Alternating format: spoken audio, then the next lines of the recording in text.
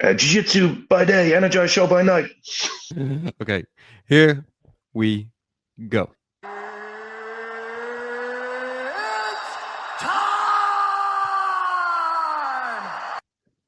Okay, what's going on, guys? Welcome to a brand new episode of Energized, brought to you by Our Kings Competitions. Ross, are you intoxicated or something? Introduce the guest, man.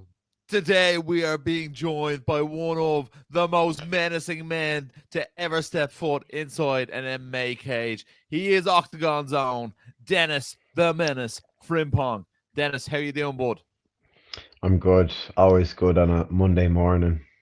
Happy days, happy days. First of all, Denis, congrats on the impending baby on the way. Absolute legend. Wish yourself and the missus all the best on that.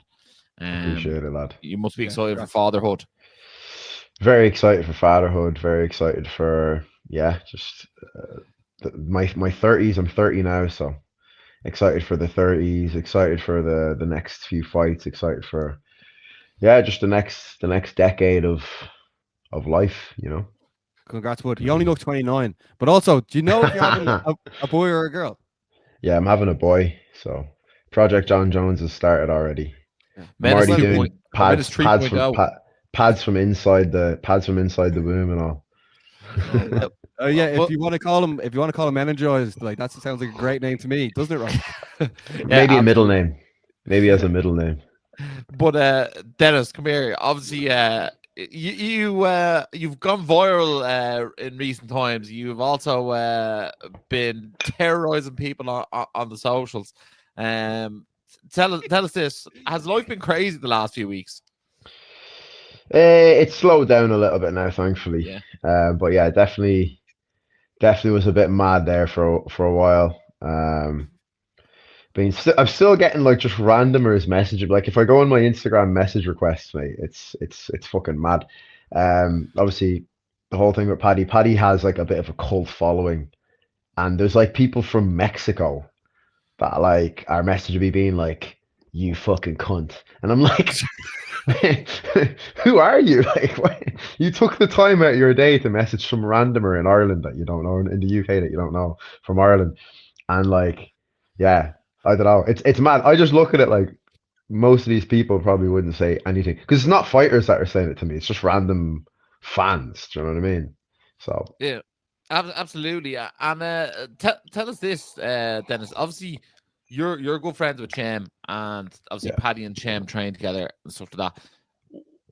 Was this beef a bit out of the blue for you, or like had you sort of seen this coming, or what way did it start? Yeah, like it was very much out of the blue for me. Like I didn't think we had any problems. Do you know what I mean? I thought obviously like during the Oktagon challenge show I had beef with George and Jake, but we were living in a house together, you know, Ultimate Fighter style thing. And I've said this before on like a few interviews where everyone's seen what happened in the episodes, 8 episodes, an hour each episode, but filmed over 3.5 weeks. You know, so they're not putting in the bits where me, George, Jake, you know, Armand, Aaron, Matty, we're all sat in the living room bantering with each other.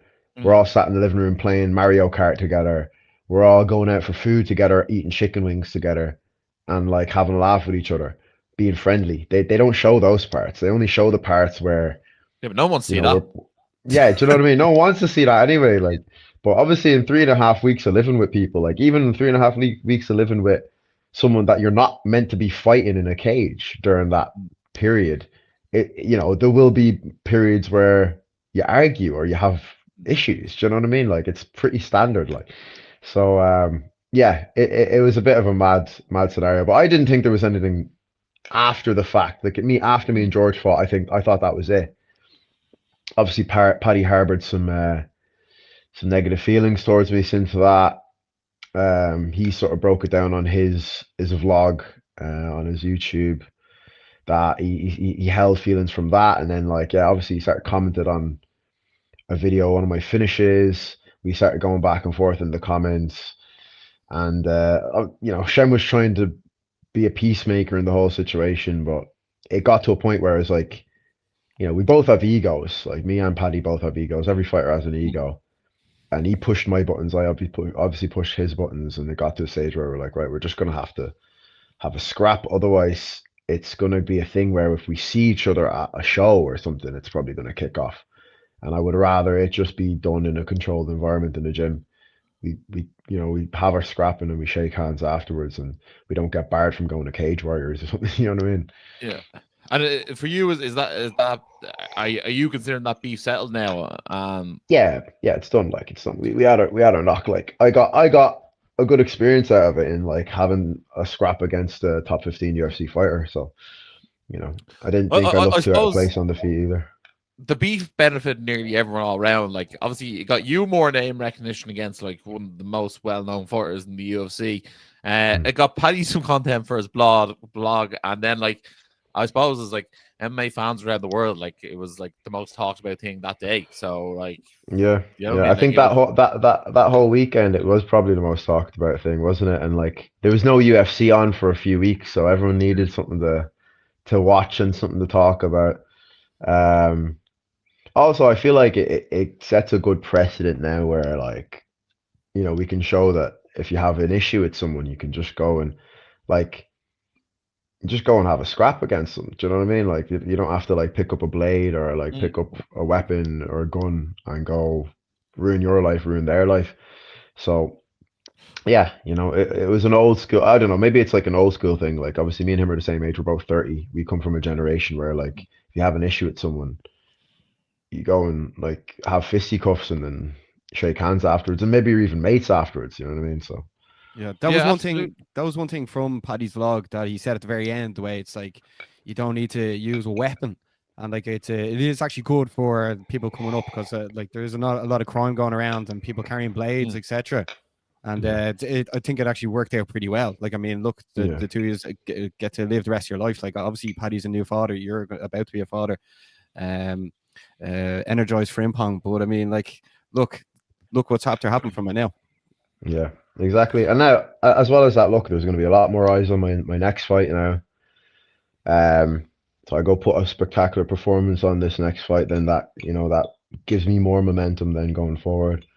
So yeah, it worked out well for everyone, I think. And I suppose that leads us on to our next sort of topic. Obviously, you were unhappy with Oktagon, and now you're re-signed back with Oktagon. So where was the unhappiness and what led you to re-sign? Or is that just Denis Frimpong market 101, just giving a bit of lip on the side? Nah, you know what, right? So there's a lot of miscommunication last year. And I think like Oktagon will probably say the same. They have apologized from their side. I've apologized from my side of it.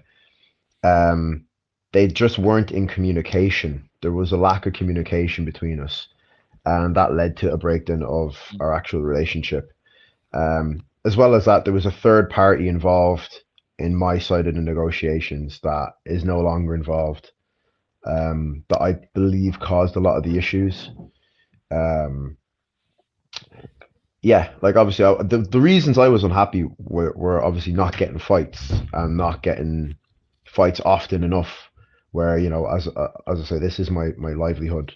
This is the way I make my money. I'm 30 years old. I can't afford to be just waiting, having 2 fights a year. I can't afford it. I want to have like 35 fights in my career. So I need to have like on average about 3 fights a year between now and the end of my career.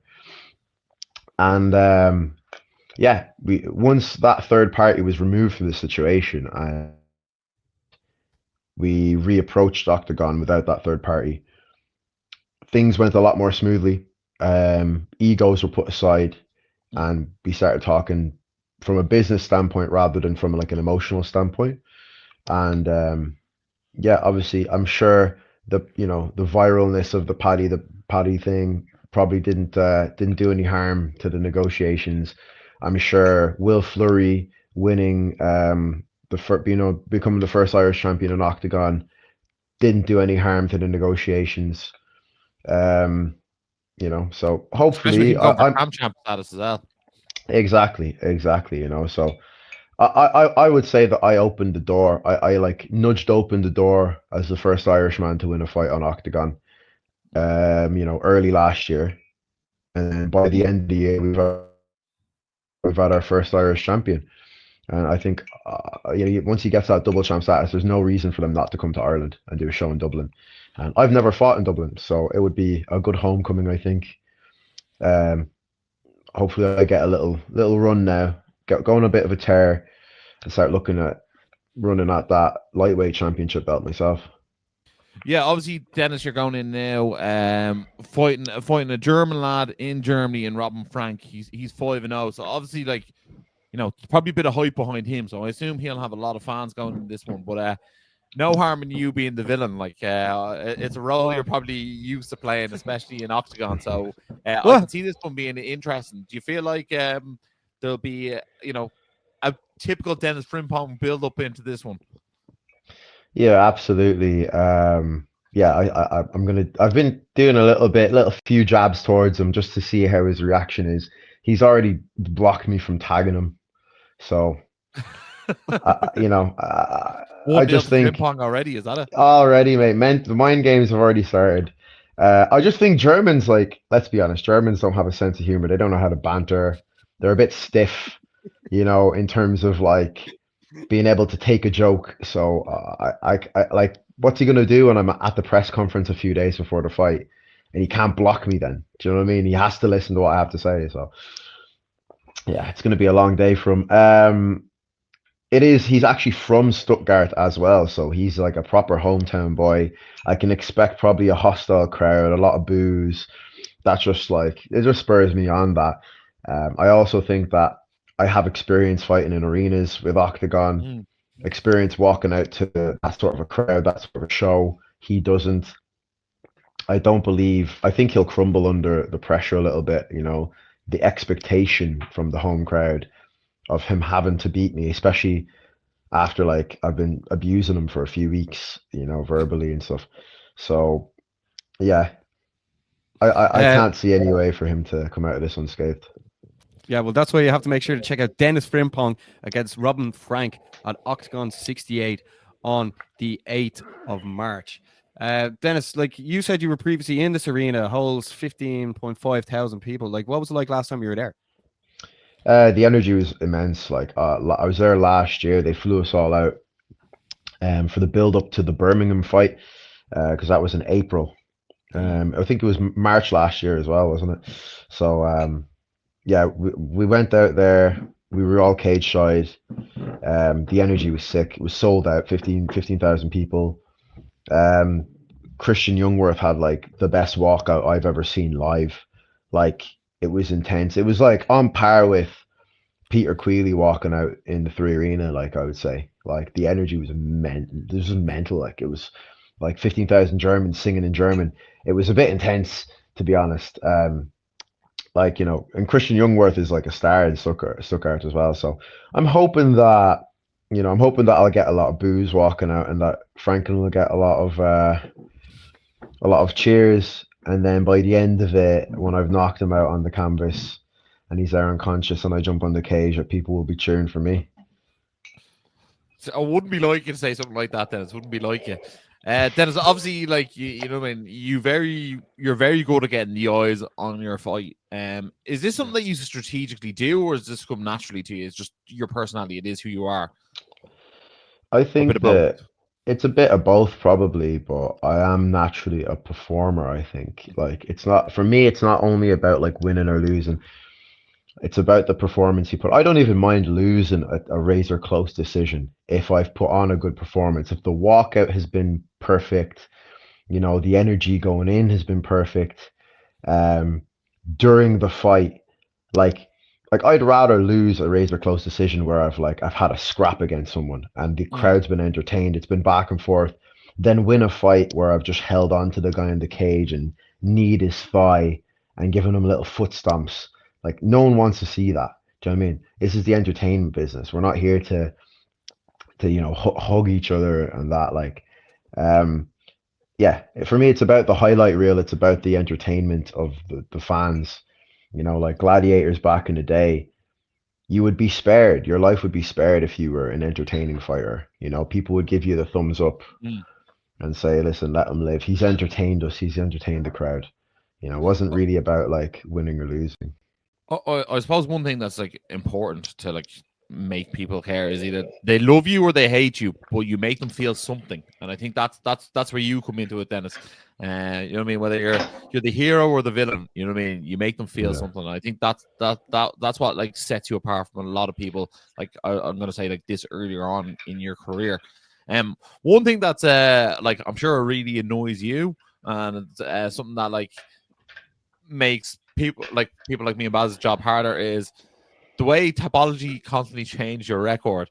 What do you feel about this? Because obviously you've had fights like in the Oktagon show that like aren't counting. You've had you know wins stricken off your record. Like how do you feel about that? And is that frustrating for you? Because like obviously you actually went in there and fought, and now like do you feel like that's been disregarded? Yeah, I just think that like I don't even look at Tapology anymore, to be honest. I look at Fight Matrix. That's what Dana White looks at. That's what Hunter Campbell looks at. That's what the UFC brass look at. That's the global like standard for your record and for your ranking in the world. I don't really pay any attention to Tapology anymore. If they were really like striking out people's fights for being illegitimate, then you know, do it across the board and fairly. Do you know? Go look at Caelan Loughran's record and take half of his fights out. Then, do you know what I mean? Do you know? Like, let's just call a spade a spade. Go look at all these other guys that are 5-6-0. Strike all their records out as well because they're fighting 1-44 guys, 0-70 guys. You know, but then I fight an 0-0 guy, and just because I outclass him and make it look easy, because that's the level I'm at. I should be fighting guys that are like 15, 20 fights deep. You know, that's the level I'm at. So just because I outclass an 0-0 guy and make him look stupid, they're taking it off my record. But then they allow people to fight, you know, 2-44 or 2-50 guys, and you know they don't get stricken off their records. So Tapology, sort your shit out. Like, you know, I like Quilcha. I like Quilcha, to be fair, but whoever's running the UK side of things needs their head a wobble, to be honest. One thing I will say, I'm like, I'm not sticking up for the Tapology guys, but I feel like the last one, Dylan Minchin or whatever his name is, I feel like he had no business being in there with you. Nobody at my weight division, on the regional scene has any business being in the cage with me. Like, regardless of whether that was Dylan Minchin or whether it was, I don't fucking know, Jordan Fury, like, the same result would have happened. Do you know what I mean? It would have been the same result, regardless.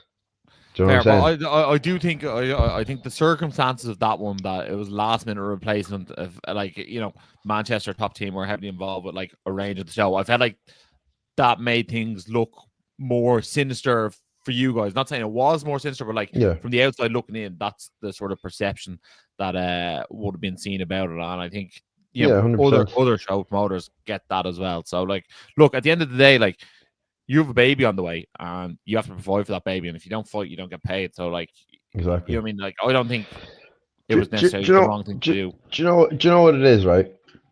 Like, I actually rate Dylan Minchin more than a lot of these other guys, because these other guys won't fight me on 4 or 5 weeks, 6 weeks, 8 weeks notice.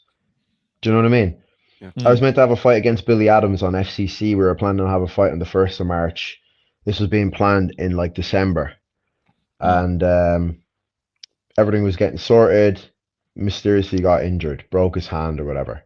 You know, and it's like, you know, I can't get a fight on full camp. And then finally I get a fight against a guy, this Brazilian guy, who's like 3-1 or I think 3 or 4-1, I think he was, or 4-2. And like a veteran, third or fourth degree black belt in jiu-jitsu, like from a good lineage of jiu-jitsu. Like, maybe his striking wasn't great, but he had a really solid ground game. And I was like a bit excited for the fight, you know, like, you had that tingle in my balls before the fight where I'm like, oh, this guy does have a route to beat me. And then he pulls out on weigh-in day, I've weighed in, and then I get a call. He's pulled out. So I'm like, right, I've already done the weight cut. I've already weighed in. Like, just get me someone. And Dylan Mitchin showed up. You know what I mean? He came in there. He got in there. I have more respect for that than fighters that won't fight me on a full camp. Yeah, well, that's the thing. You're not the matchmaker either. Dennis, there has been like talks about Oktagon potentially coming to Dublin, and like is there anyone that you'd actually like to fight in Dublin? I'll be honest. I don't want to fight a fellow Irishman in Dublin. Do you know what I mean? It would be nice to fight on an Oktagon show where I'm actually the home boy. Especially my first fight in Dublin. I've only ever fought up north when I fought in Ireland. So, yeah. Is there anyone I'd like to fight in Dublin? I'd like Hafeni Nafuga in Dublin, but he won't fight me. Let's be honest. Especially not in Dublin. Maybe Vlado Lengal.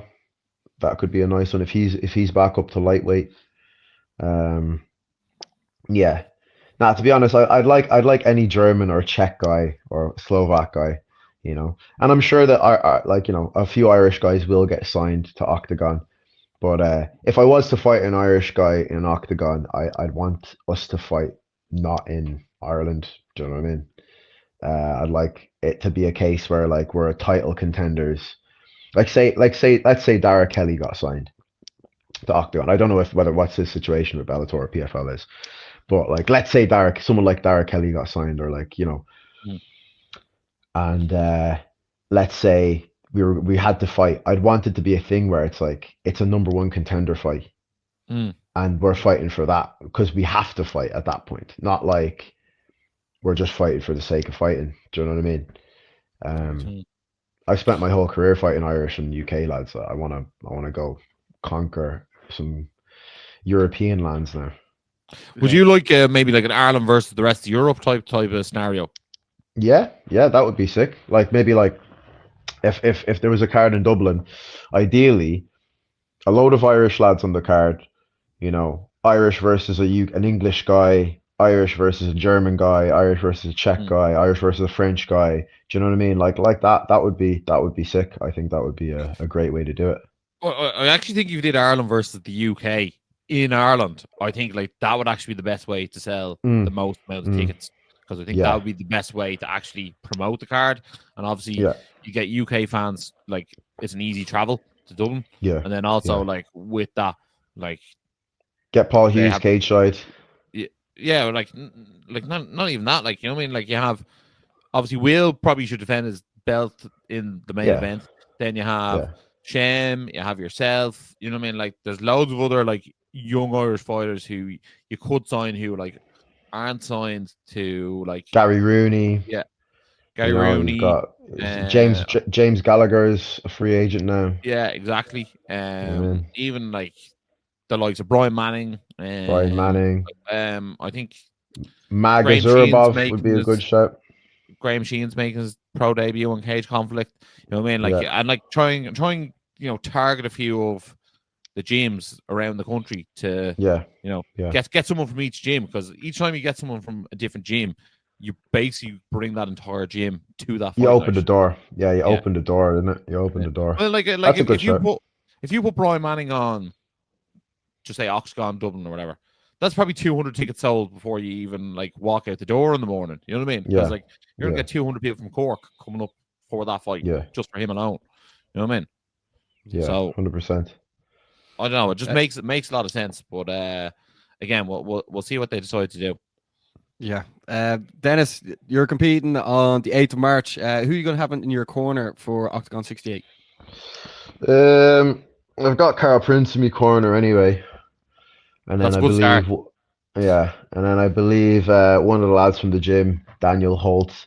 He's an up and coming pro, but he's up there at one of the best strikers I've ever trained with. And his eye for the game. He's only 20 years old. Like, you're gonna see him now in the next few years coming up. He comes from like that pants kickboxing, you know, that like Waco, whatever it is. Kickboxing style. Can do all the mad like 720 degree wheel kick, spinning backflip kicks and all that. But he's very good, and he has a very good eye for striking. So I think I'll probably have him there as well, just because he's already broken this guy down that I'm fighting, and given me a few little tips on what he does wrong and what he does right, and how I can take advantage of that. So. Okay. Dennis, is there anything you want to say to the Frimpong Nation? They're going to be tuning in to see you compete on the 8th of March. Yeah, just be prepared for like some calculated violence. I'm always entertaining. Everyone knows that I don't really ever have boring fights, you know. Even when people try to make it boring, I try to make it a bit more exciting. So yeah, just tune in and watch me get another win. Yeah, the build-up will be as entertaining as the fight itself, as always with you, Dennis. But we look forward to seeing it. When's the baby due? End of May. Okay, so your fights first. That's good. Yeah, I'm hoping I get this fight and then maybe one more fight before the baby comes. Yeah, and ideally, get the cash in the door. Ideally, when would you want Oktagon Dublin? Later in the year, maybe I think November, December is a good time. October, November, I was thinking. Yeah. So I was thinking like maybe after the baby, get another fight in like start of September, end of August, and then maybe another one October, November, something like that. That'll be 4 fights in the year, 4-0. Yeah. Perfect. Well, Dennis, sounds like a perfect plan, Dennis. Sounds like a perfect plan. Yeah. Let's see if it goes to, you know yourself, plans don't usually go perfectly, but we'll see. Yeah, put it this way: no one more brings more eyes to their own fights on an Octagon card than you do. So hopefully, Octagon will start to value that, and we'll see you rolled out more often. 100%. Exactly. Yeah. Well, Dennis, here we'll let you get on with the rest of your day, and thanks a million for your time. Nice one for having me on. Jiu-Jitsu by day, Energized Show by night. So Ross, that was Denis Frimpong. Yeah, and I suppose we might as well go from one controversial figure to the next. Right, who do you have in mind? The notorious Conor McGregor and his tweeting tirades have hit an all-time new controversial level. He has effectively said Paul Hughes not Irish, and also he's thrown in a few racial slurs as well. But I was like, what do you make of this? I'm like, what are your thoughts on it? I love that you put me on the spot, man. Do you know what? I was actually watching a post-fight press conference of Conor after Aldo, right? Yeah. And that's actually 10 years ago now. Was it the maroon suit? Sorry? Was he wearing the maroon suit? No. But... No. But I think that was the Alvarez one, but go on. Yeah, but he was just so calm, right? And also he looked so much smaller as well, even though he was. But I'm just like, I was looking at him, man, he's just so calm. There's no like bouncing all over the place. Like Robin Black was reading out quotes he'd said, how he was gonna overload in the right hand, and like everyone's seeing the knockout, you know what I mean? Even though you're actually asleep when it happened and then had to wake you up. And I was just like, well, this guy, like this was the guy, like this guy inspired millions. And like just looking what he's doing now and just tweeting all this madness that like is just out, like seems like out of nowhere. But we have the Energized MMA WhatsApp group. Shout out to the people on that. It's just like I don't know what direction he's going in, like who he's trying to. Is he even trying to impress people? I actually don't even know. I cannot understand his thought process behind a lot of things he's been doing recently.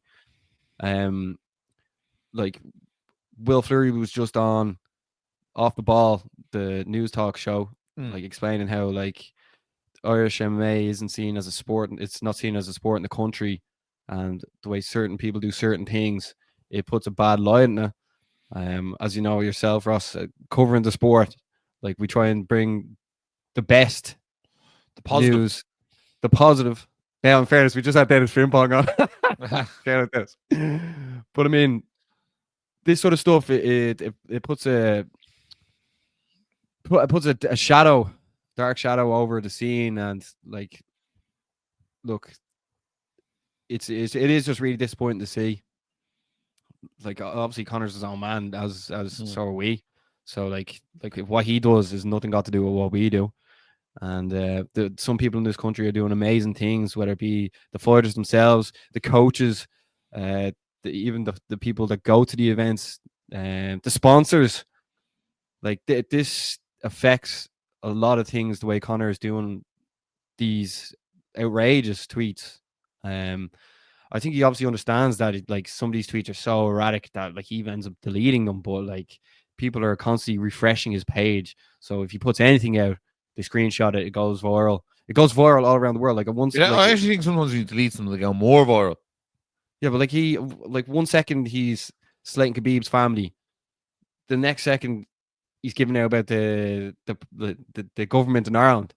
It's sort of like, oh yeah, like the people in that WhatsApp group, we discussed it there. Like we're sending stuff in, updates, whether it be about any sort of fighting, but like obviously Conor's stuff is gonna be talked about the most in the group, and it's like the way I'll just bring it back to full circle there. The way like post fight after Aldo, how calm he was, and like I just feel like Conor needs to like now.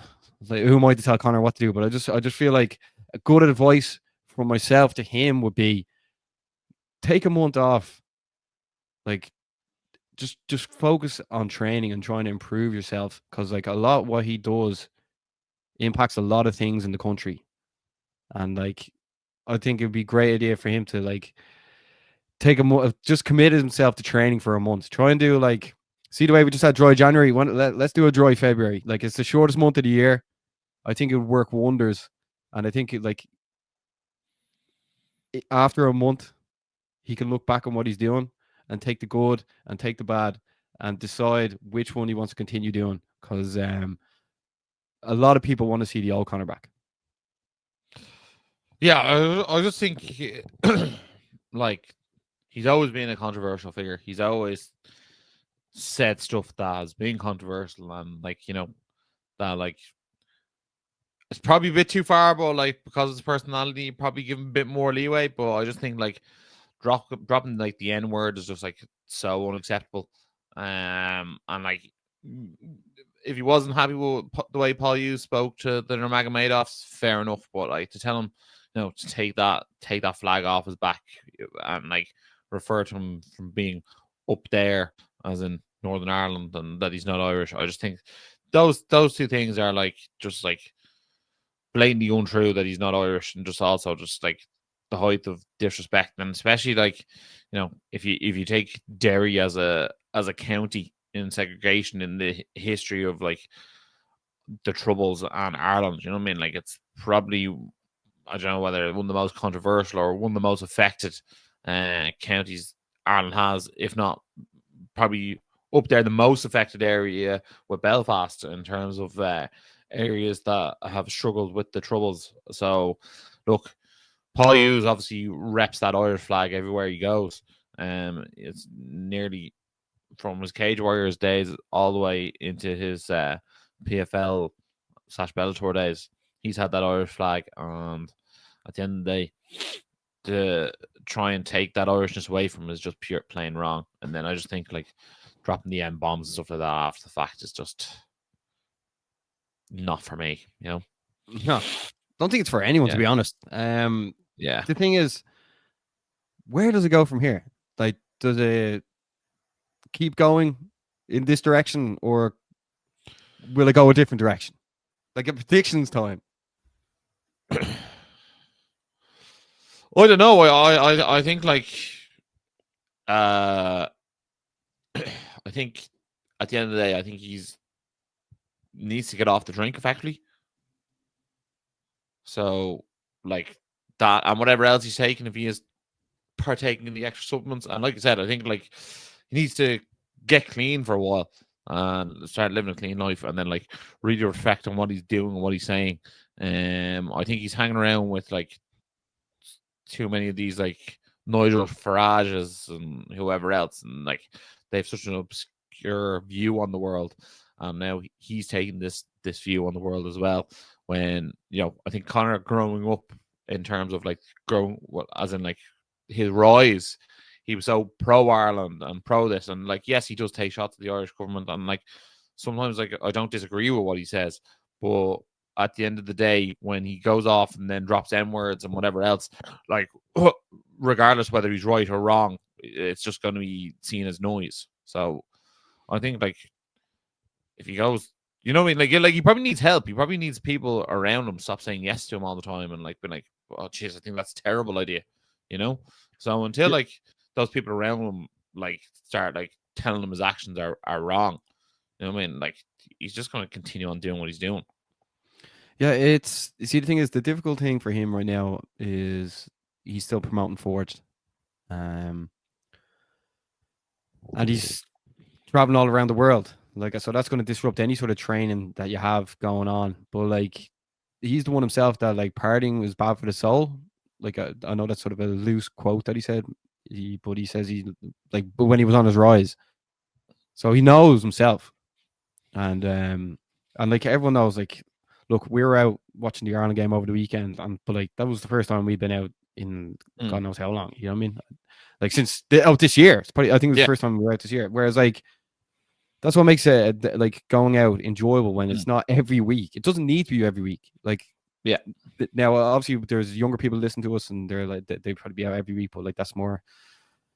Look, that's people's decisions. But like living a clean lifestyle is very, very underrated, and especially if you're an athlete or if you plan on coming back.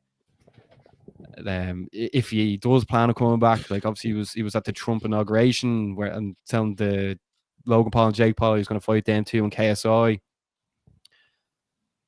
Like everyone loves a good comeback story.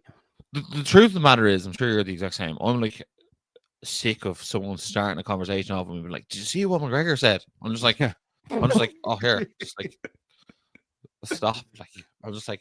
It's actually like exhausting to keep up with it. I'm just like trying to, and like it's not even like trying to defend it, but like people are like, "Why do you think he said that?" It's like, mate, like I have no idea why he said that.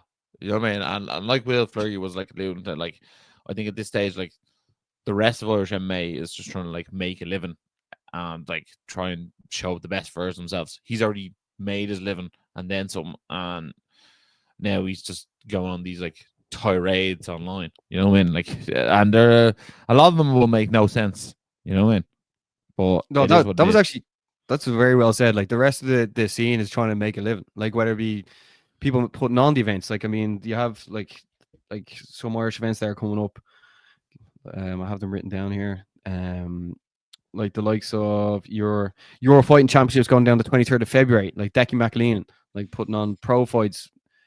March 8th, Cage Conflict, the lads in FAI putting on the event. Like you have Shauna and Ken Lochran fighting on the 22nd of March in UFC London, same day as Clan Wars 51. Like Christine is putting on that show, and Paul. Then in April 26th, Cage Warriors comes to Dublin. Like the amount of Irish fighters that are looking to be on that card. Like, and then May 3rd and 4th, Virtus and Akuma. Yeah, and there's going to be pro fights on both those cards as well. I had it written down, mate. 27th of April, Cage Gladiators. 2, the cores. Like, you know what I mean? It's everyone's favorite cores in Ireland. Yeah.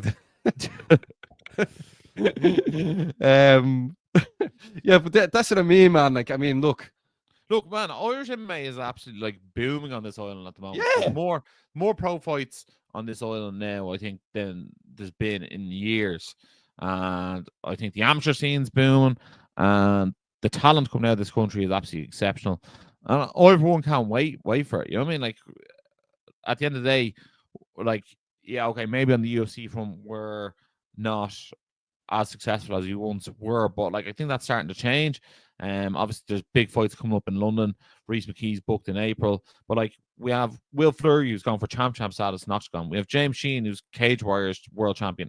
You know what I mean? Like we're really holding our own on this front, and I think Irish MMA is like on a massive uprise at the moment.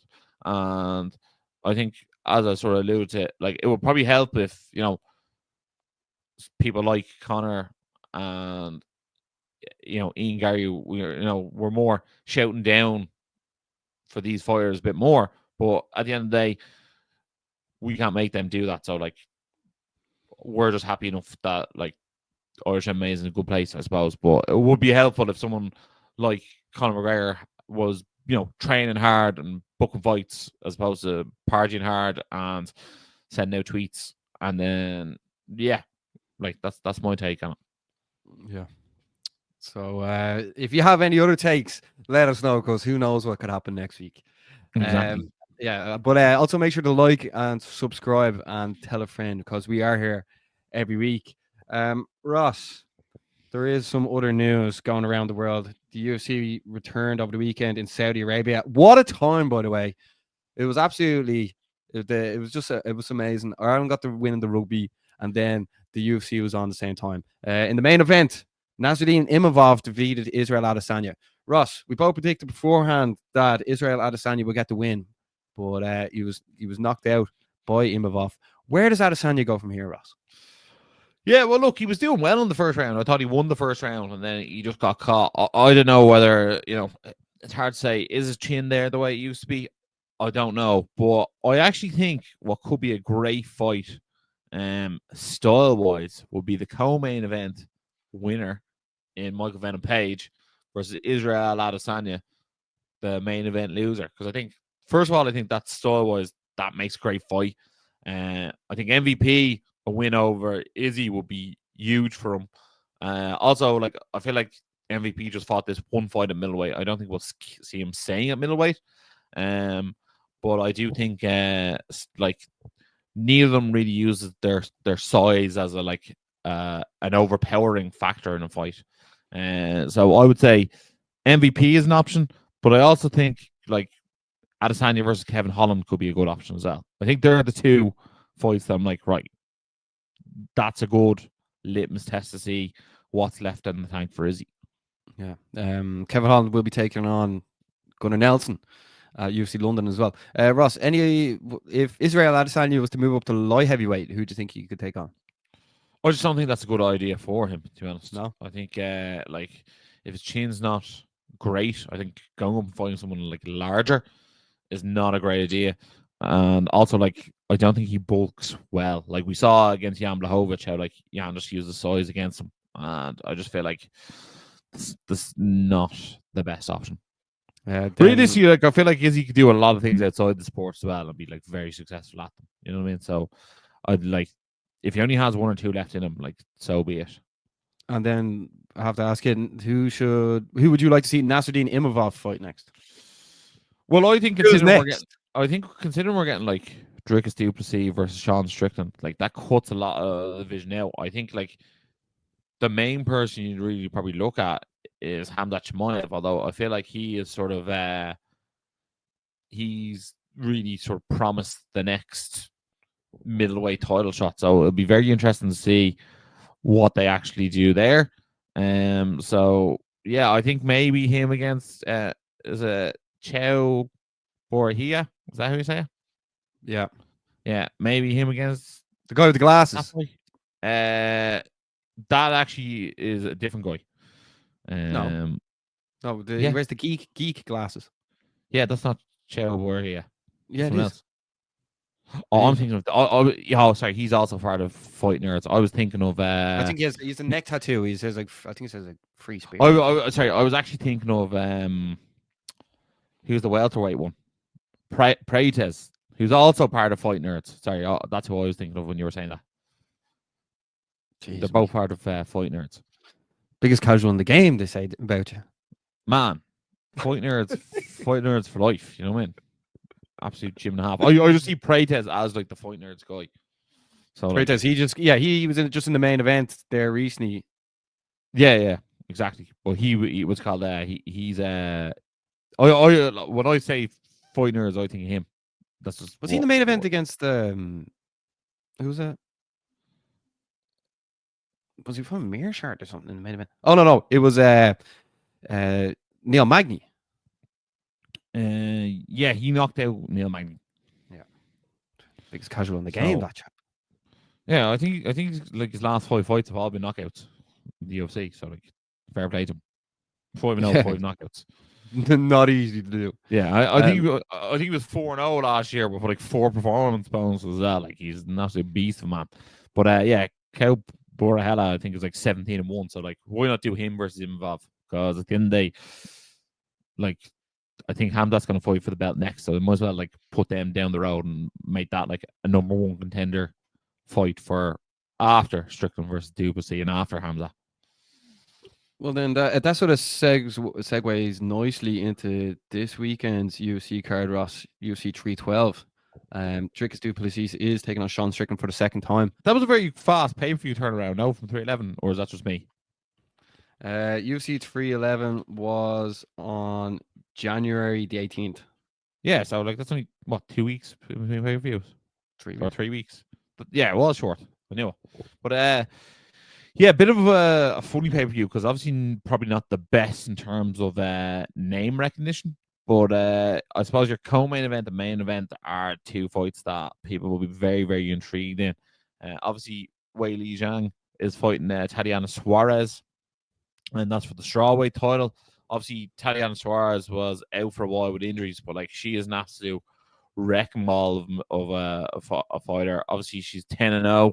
70% finish rate, but like she's looked fairly unstoppable in her recent performances, and she's getting a few finishes along the way as well. So yeah, I think what was it, a 4-year hiatus between 2019 and 2023, and then hasn't fought since August 2023.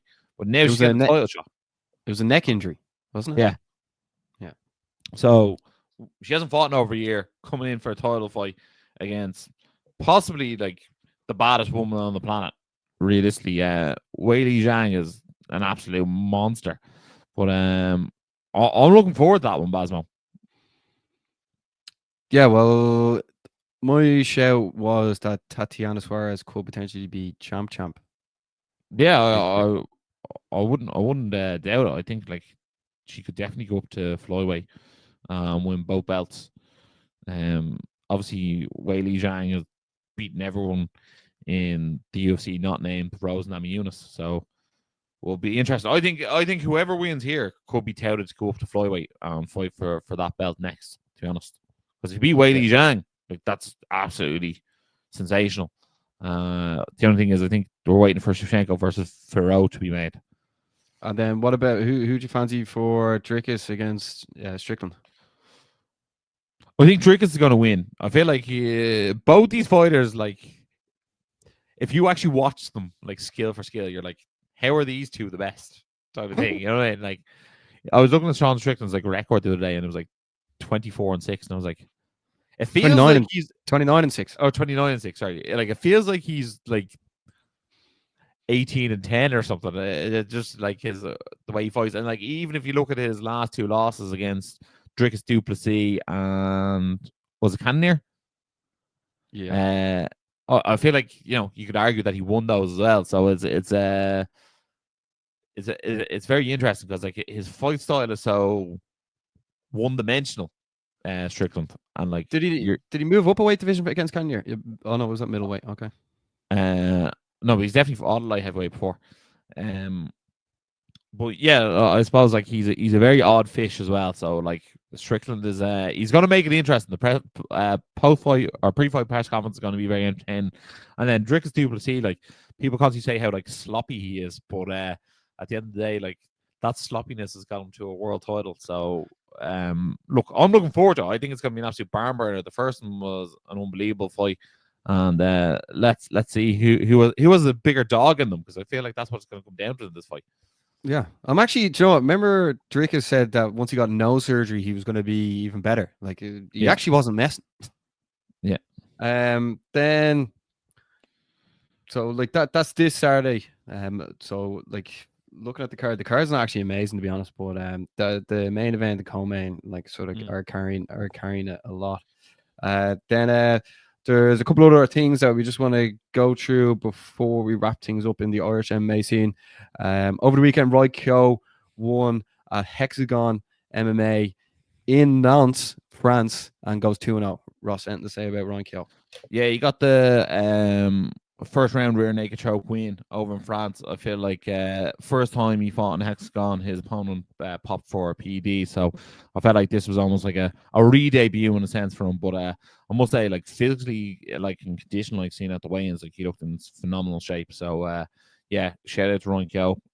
Great to see him in that win column, and can't wait to see him fight again soon. Also interesting to see him fight on a show like Hexagon. And as far as I'm aware, like that's the only Irish fighter I've seen fight on that show. So again, you know, like we say, if you fight on a show like that, that is reputable, and you know you're the only Irish fighter on the card, you're going to get the eyes on you that weekend. So yeah, fair play to him.